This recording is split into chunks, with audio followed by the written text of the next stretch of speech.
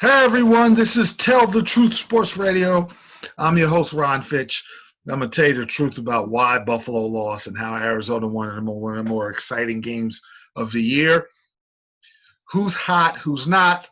I'm going to give out my grades, and I'll talk about the unfortunate situation with Drew Brees. But first, I will talk about what everyone's talked about all day long. They brought the play by Kyler Maury and how great that was. And it was. But I'm going to tell you what led to that. Buffalo came back and scored on a terrific sideline route. It was a great pass, 21-yard touchdown from Josh Allen and Stephon Diggs, who barely beat Patrick Peterson, who was discouraged after the play. But Peterson played it pretty good. It was just an outstanding route, outstanding throw. You just tip your cap off to Buffalo. And it was a great drive because it was a 3rd and 4, and Beasley, 3rd and 5, Beasley made a 7-yard catch with one hand. It was amazing. So, okay, Buffalo, you think Buffalo's going to win. But this is why Arizona won. You saw the play, the bomb, the 43-yard bomb to Hopkins. But what they did leading up to that with no timeouts was pretty much equally as impressive. Kyler Maury, 14-yard at the Arizona 25-yard line. They got to go all the way down the field for a touchdown.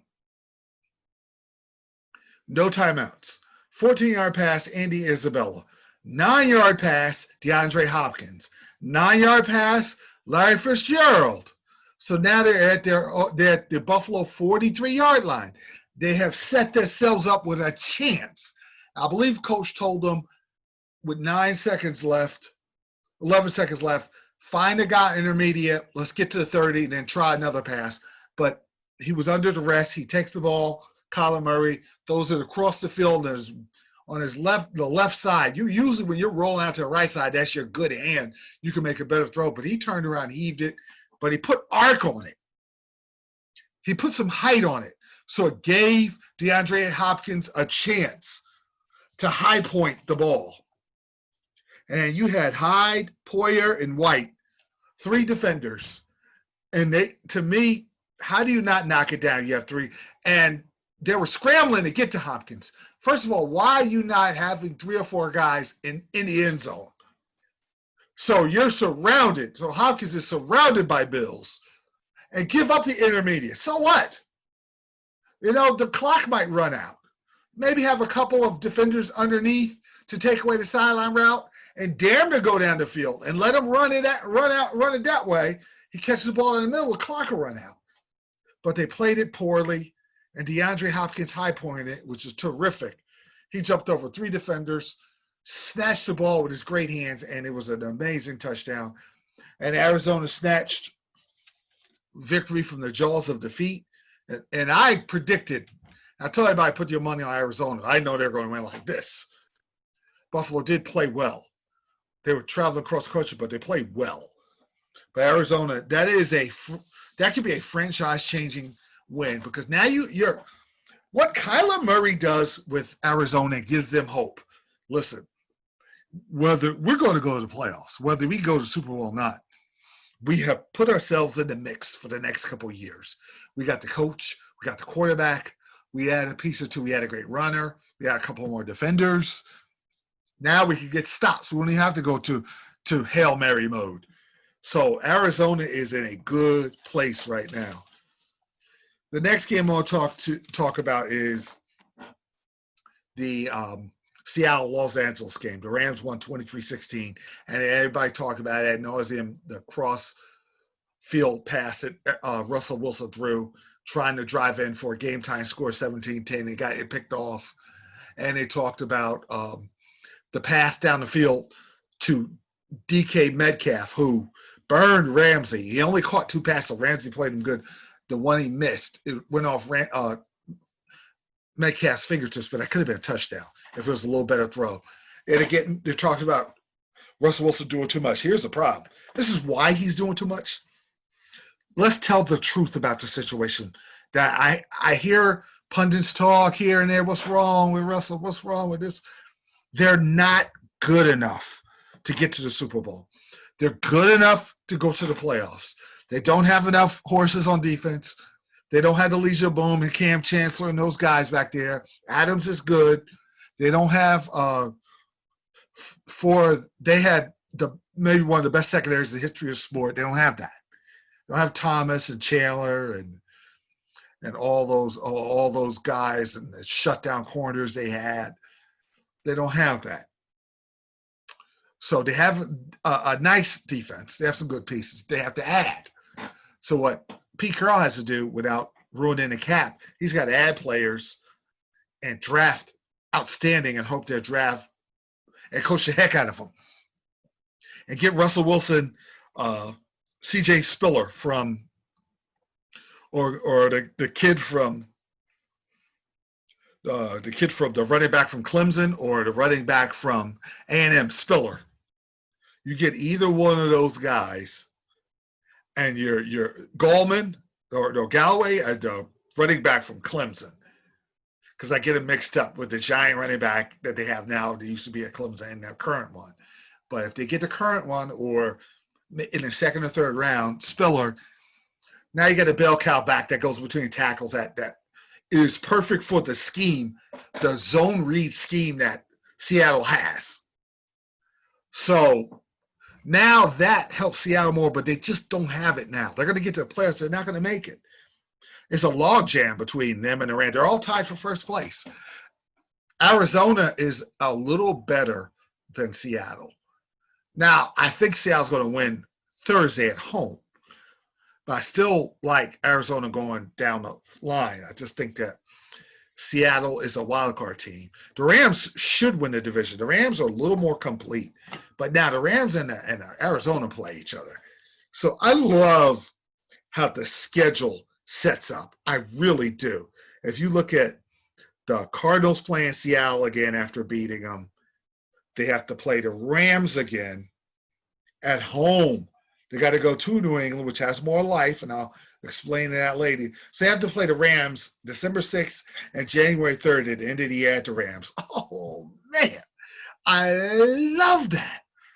So the West is going – they're all going to beat each other. We're going to find out who's going to win because they're going to play each other, and that's going to sort itself out.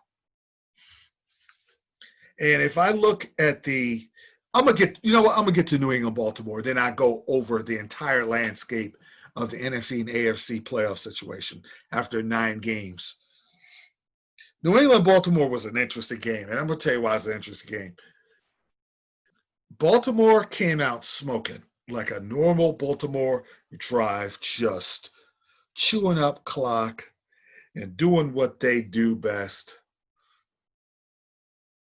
And it was Willie Snead, 6-yard pass. They just bludgeoned the Patriots all the way down the field, taking up most of the clock.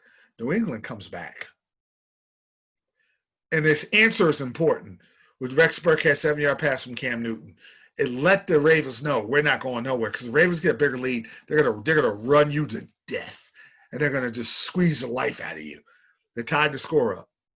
They keep the Ravens out of the end zone. And then, of course, that great schoolyard pass that Burkhead caught from Jacoby Myers. That was a terrific play. They missed the extra point. New England comes back down. They get 2 more field goals. But the one drive before the quarter that they had the opportunity to make 27-10, they didn't because Cam Newton missed Myers in the end zone. And I said, they're going to pay for that. They're going to pay for that. And in the third quarter, Snead gets another touchdown pass from Lamar. It's a nice run pass drive where Jackson's running and passing. So in the fourth quarter, I'm thinking, Baltimore scores again. They got them. But what New England did, they ran the ball in between the tackles for 3 quarters down Baltimore's throat. You look at these numbers.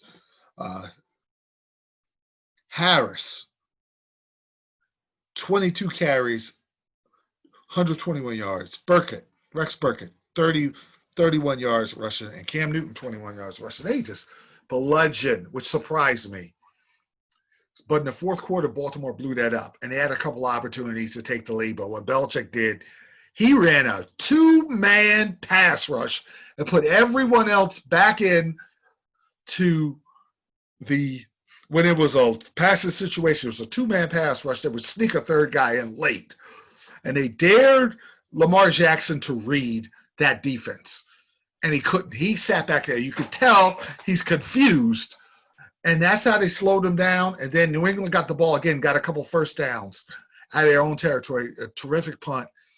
And then Baltimore didn't have enough time to end the game. It was raining like crazy. And then New England pulls off the win. And I thought New England was going to win this game. I knew Belichick would come up with something. He got destroyed and embarrassed last year by Lamar Jackson. And this is a problem going forward for Baltimore. Teams are going to do that more. If they stop the run and it's 3rd and 8 and 3rd and 10, you might see more 2-man rushes until he sits there and processes the information and he's able to read that and burn that defense because he has a lot of time to throw. Until he does that, because you might not be able to just ram down everyone's throat and run the option and all game long because you're going to run against a stout defense that's going to not let you do that. And play 9 and 10 in the box early, and then get set up for the 2nd and long and 3rd long, and now you could run exotic defenses. You can't do that against a more experienced quarterback because they'll go underneath. They'll figure it out. But that's what Lamar has. This is the difference between Lamar and Kyler Murray. They both run the ball. They're both running quarterbacks. Kyler Murray is a thinking process. I can beat you with my arm. I use my legs. I'll run because I'm just as fast as Lamar. But I'm going to beat you because he has a terrific touch.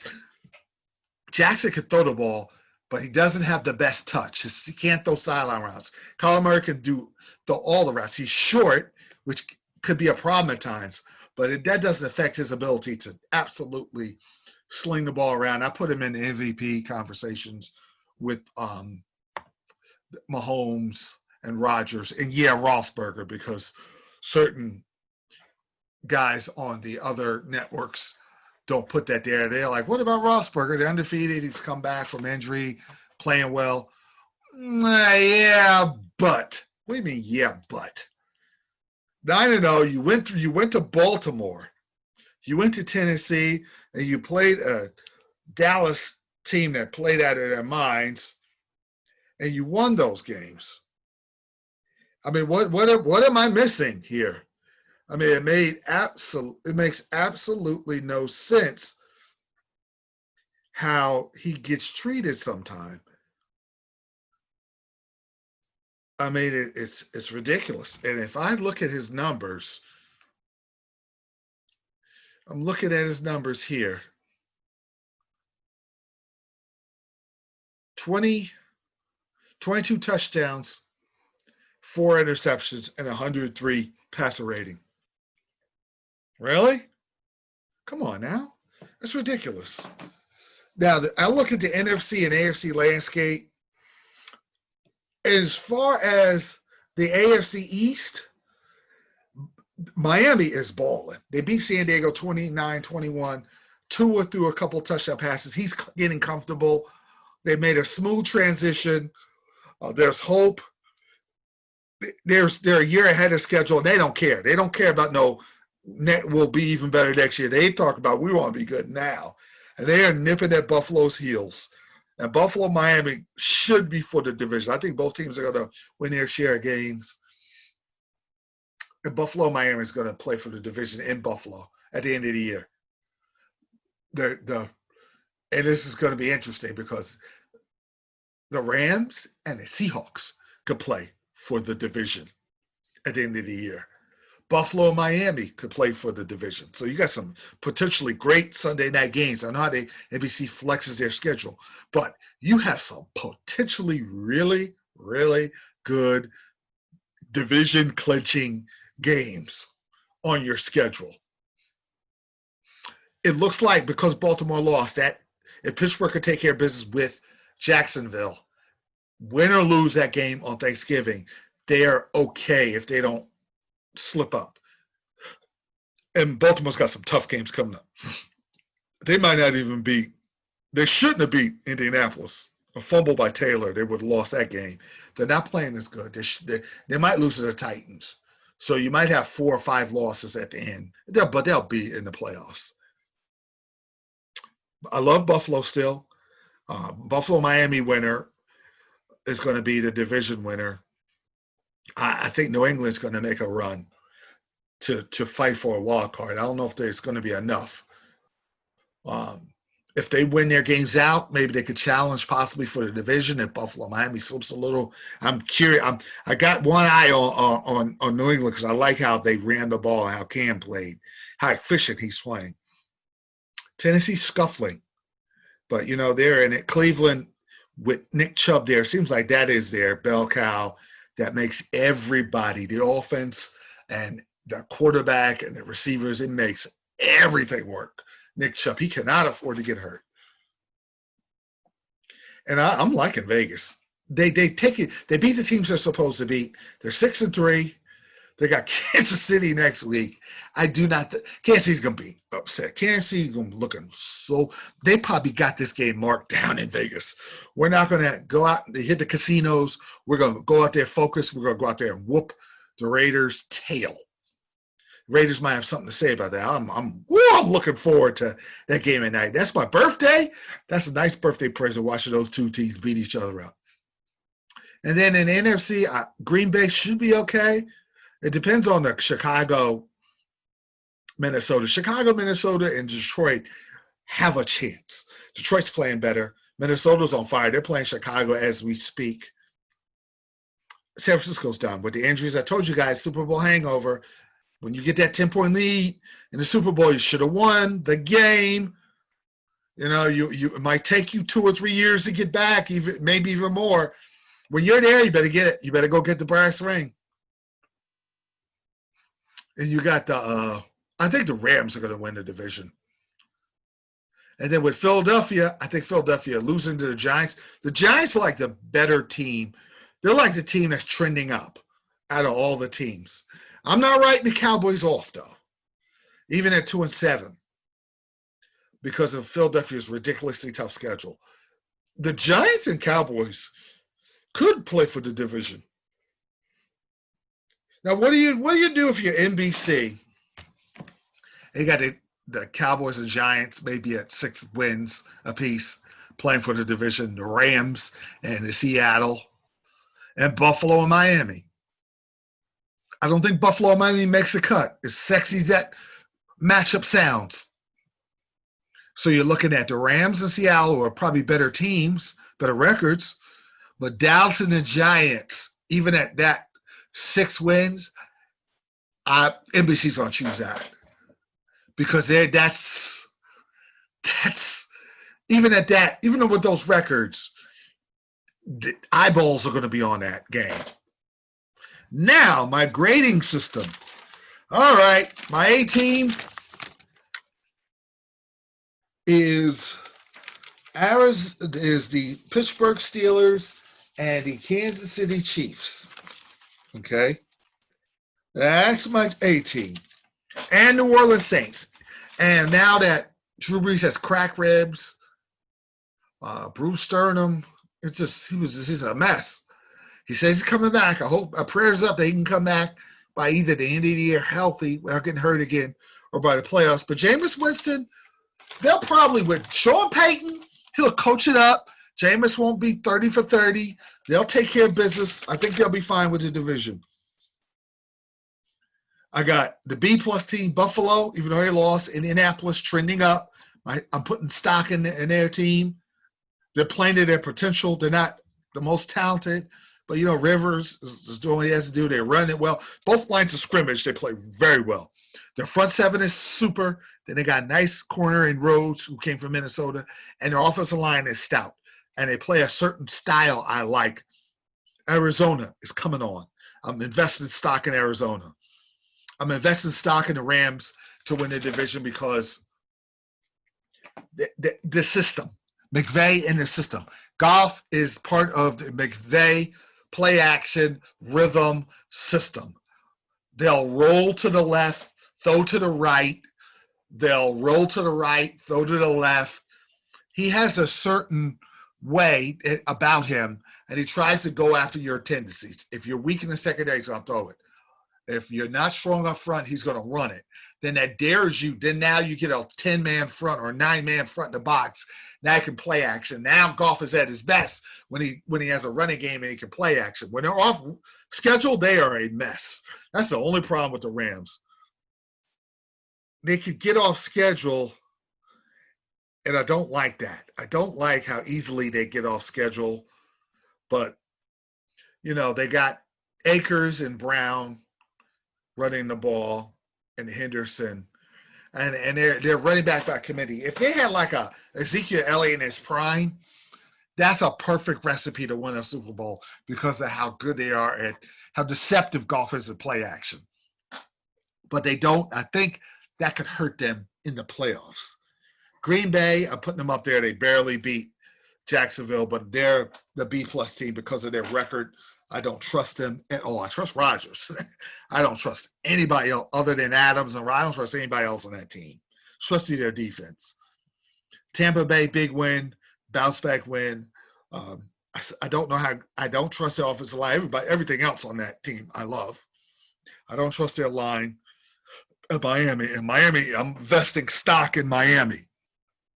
A lot of stock because they're Miami and Arizona are teams of the future. When they play each other, you saw maybe down a couple years from now a potential Super Bowl.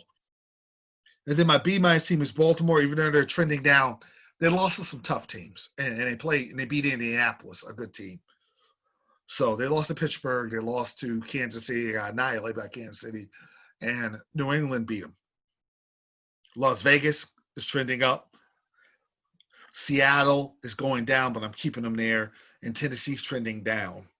I'm taking my stock away from Tennessee for now. So there you have it in the NFL report.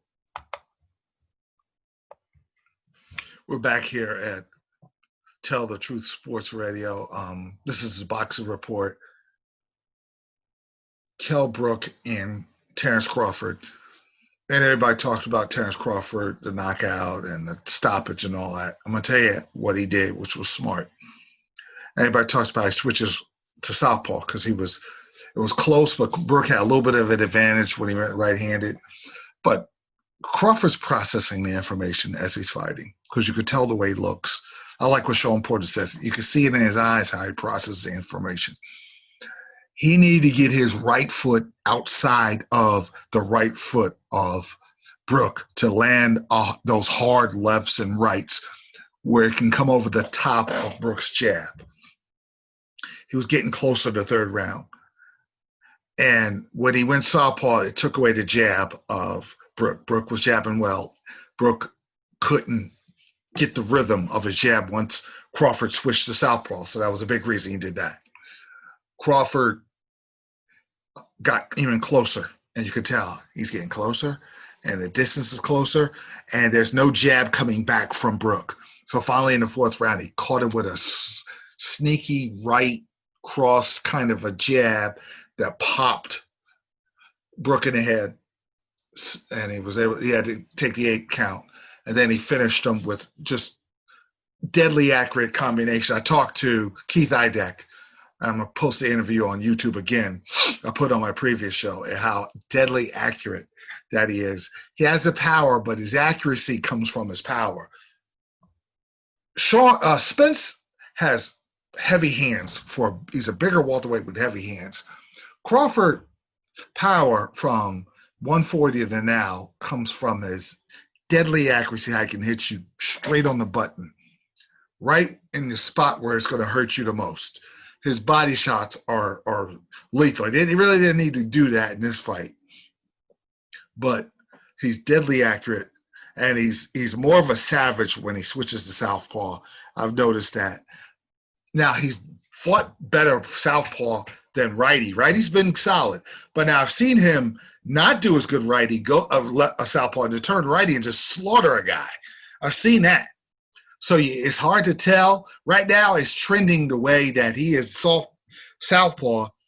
So what you want to do if you game plan, at this point, I kind of want to game plan his southpaw. And when he switches, that's really where he's starting to get you out.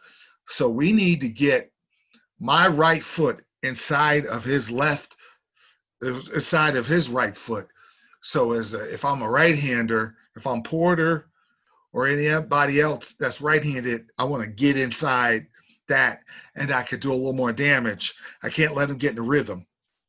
Now, Bob Arum, I don't trust usually anything he says, and I don't like that he is very reluctant to make the fights I want. He used to.